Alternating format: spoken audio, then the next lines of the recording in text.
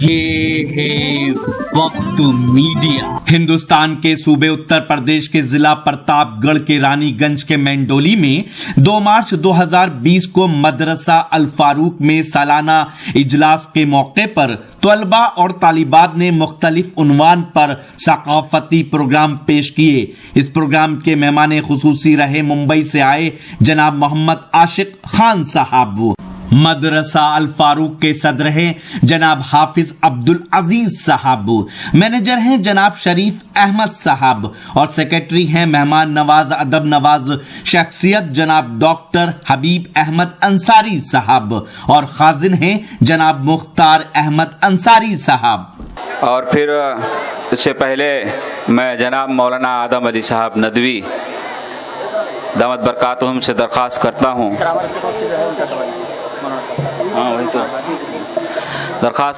کہ آئیں اور اپنی تاثراتی باتیں ہمارے سامنے رکھیں۔ جناب مولانا آدم علی صاحب ندوی۔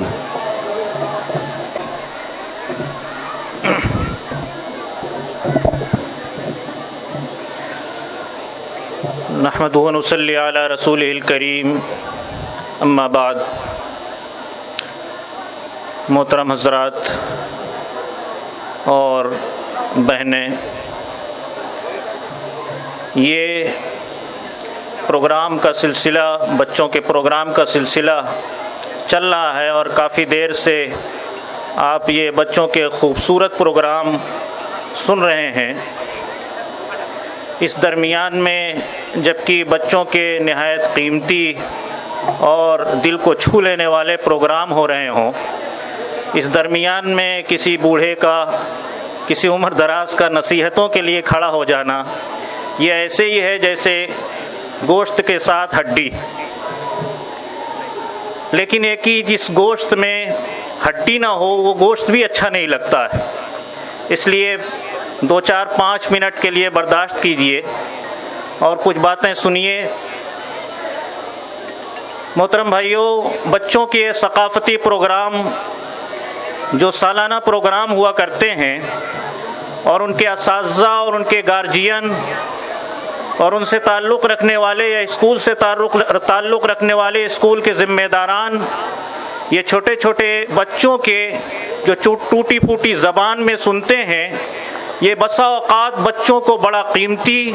اور بڑے مقام و منزل تک پہنچا دیتے ہیں۔ ہم محسوس نہیں کر پاتے ہیں کہ یہ بچے پروگرام پیش کر رہے ہیں، ہم نے ان کا 2 منٹ کا 5 منٹ کا پروگرام سنا، لیکن ان کی اتنی حوصلہ افزائی اور ہمت افزائی ہوتی ہے اور ان کا دل جو ننھا سا دل ہوتا ہے یہ نہایت بڑا ہو جاتا ہے اور ان کو اپنے مستقبل میں کچھ کر گزرنے کا حوصلہ اور عزم ملتا ہے۔ تو ہمارا یہاں بیٹھنا، تھوڑی دیر گرمیوں کو جھیل لینا، یہ ہمارے نونہالوں کو مستقبل دیتا ہے، ان کے مستقبل کو سنوارتا ہے، ان کو بناتا ہے، ان کو مستقبل کا کوئی بڑا انسان بنانے کے لیے یہ پروگرام ہوتے ہیں۔ الفاروق کے پروگرام جس میں پچھلے سال بھی شرکت کا موقع ملا اور اس سال بھی حاضری ہوئی، اس اسکول کے پروگرام تو کچھ زیادہ ہی انوکھے اور نرالے ہوا کرتے ہیں۔ نہایت خوبصورت انداز میں بچے اپنے پروگرام پیش کرتے ہیں، نعت ہو، ڈرامے ہوں، مکالمے ہوں، قرآن مجید کی تلاوت ہو، اور خاص طور سے ہمارے ہم وطن بھائیوں کے بچے یا بچیاں جو اس پروگرام میں اپنے پروگرام پیش کرتے ہیں، قرآن کی آیات اور یہ تقریر، یہ تو شاید اس اسکول کے علاوہ کسی اور اسکول میں آپ نے نہیں دیکھا ہوگا۔ یہ اس اسکول الفاروق کا امتیاز ہے کہ یہاں مسلمان بچے بھی قرآن پیش کرتے ہیں اور ہم وطن بھائیوں کی بچیاں اور بچے بھی قرآن مجید پڑھ کر سناتے ہیں اور پیش کرتے ہیں۔ یہ گنگا جمنی تہذیب کا کرشمہ اور نمونہ شاید ہندوستان میں آپ کو کہیں دوسری جگہ نہ ملے۔ میں پرتاپ گڑھ نہیں کہتا، میں اتر پردیش نہیں کہتا، میں یہ کہتا ہوں کہ پورے ملک ہندوستان میں شاید یہ نمونہ اور یہ مثال آپ کو دیکھنے کو نہ ملے کہ کوئی غیر مسلم بچی بھی کسی پروگرام میں، اسکول کے پروگرام میں آپ کو نماز کے لیے دعوت دے رہی ہو، قرآن مجید کا ترجمہ پیش کر رہی ہو، احادیث پیش کر رہی ہو، قرآن مجید کی تلاوت کر رہی ہو۔ یہ اس اسکول کا امتیاز ہے۔ میرے بھائیوں، آپ سن رہے ہیں پروگرام اور آپ خود محسوس کر رہے ہوں گے اس پروگرام کی افادیت اور اس اسکول کا امتیاز کہ کیسے یہاں اساتذہ بچوں کو ٹرینڈ کرتے ہیں اور تیار کرتے ہیں. وہ بچے جو بولنا بھی نہیں جانتے،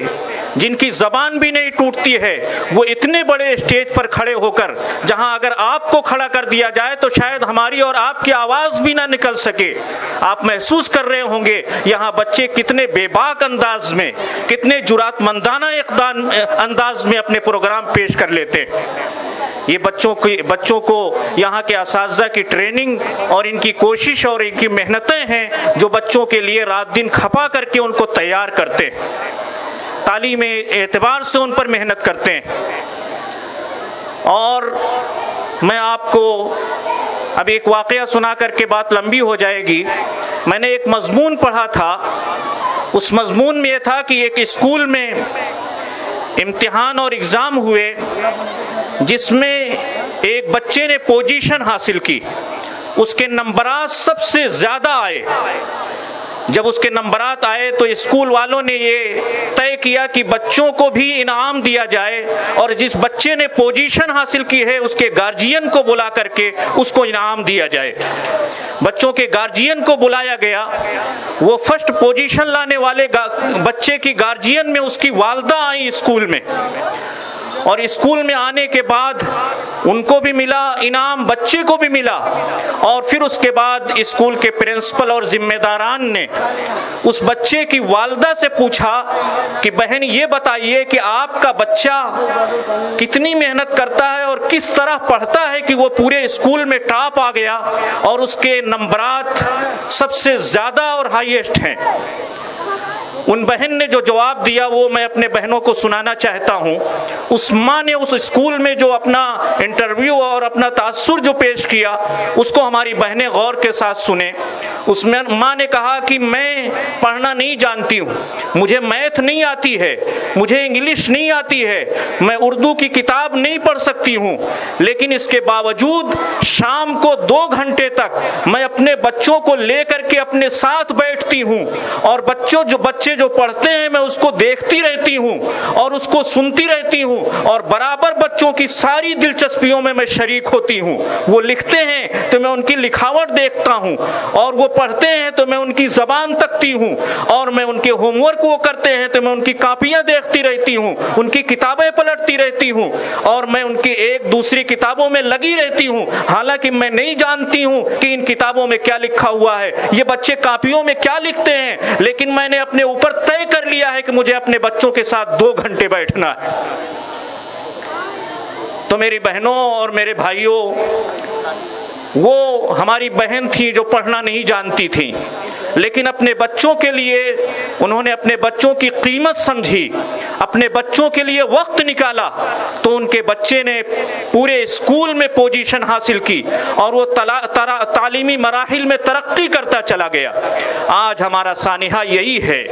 خاص طور سے ہمارے پرتاپ گڑھ میں اور پرتاپ گڑھ کے ہمارے اس حلقے میں ہمارے بھائیوں اور بہنوں کا سانحہ یہ ہے کہ بھینس کی قیمت ہے، گوبر اور پاخانے کی قیمت ہے، اس کے لیے وقت نکلتا ہے. مرغی اور چھیڑی کے لیے میں اپنی زبان میں کہتا ہوں، مرغی اور چھیڑی کے لیے وقت ہے، ہر چیز کے لیے ہمارے پاس وقت ہے. ہماری بہنیں کہتے ہیں کھیت میں جانا ہے، ابھی دوار کو صاف کرنا ہے، ہمیں گھر میں جھاڑو لگانا ہے. ہم ساری چیزوں کے لیے اپنے اوقات فارغ کرتے ہیں، لیکن اللہ نے ہمارے اولاد کی شکل میں، بیٹے اور بیٹیوں کی شکل میں جو سب سے قیمتی دولت دے رکھی ہے، اس قیمتی دولت کے لیے ہمارے پاس 5 منٹ کا وقت نہیں نکل پاتا، جس کا اثر ہے کہ ہمارے بچے ضائع ہو رہے ہیں. بچے پڑھنا بھی چاہتے ہیں شام کے وقت، ہم ان کے لیے چراغ کا انتظام نہیں کر سکتے ہیں، ہم ان کے لیے لائٹ کا انتظام نہیں کر سکتے ہیں. بعض بہنیں تو یہ کہتی ہیں کہ کھانا پکانا ہے، فلاں کام کرنا ہے، ہم چراغ تم کو دے دیں، ہمارا کام کیسے ہوگا؟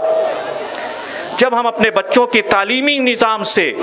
اس طرح غافل رہیں گے اور ان کے ویلو نہیں دیں گے تو ہمارے بچے تعلیم میں ترقی نہیں کر سکتے. اس لیے میرے بھائیوں اور میرے بہنوں، میں آپ سے کہنا چاہتا ہوں کہ آپ کے پاس اللہ کی جانب سے سب سے بڑی عطیہ اور سب سے قیمتی دولت جو ہے وہ آپ کی اولادیں ہیں. میں اپنے ماؤں کو، بہنوں کو بسا اوقات دیکھتا ہوں کہ کوئی ننھا سا بچہ انتقال کر جائے، اس کی آنکھ بند ہو جائے تو پورا ہلکان کر دیتی ہیں اور آنسو بہاتی ہیں، اور ان کے گزر جانے کی وجہ سے بسا اوقات 10 سال اور 20 سال ہماری مائیں بہنیں بے چین رہتی ہیں، پوری زندگی ان کی تباہ ہو جاتی ہے. لیکن جب تک یہ قیمتی دولت ان کی آنکھوں کے سامنے رہتی ہے، ان کے سامنے کھیلتی رہتی ہے، یہ ہماری مائیں، ہماری بہنیں اپنے ان بچوں کی قدر نہیں کرتی ہیں.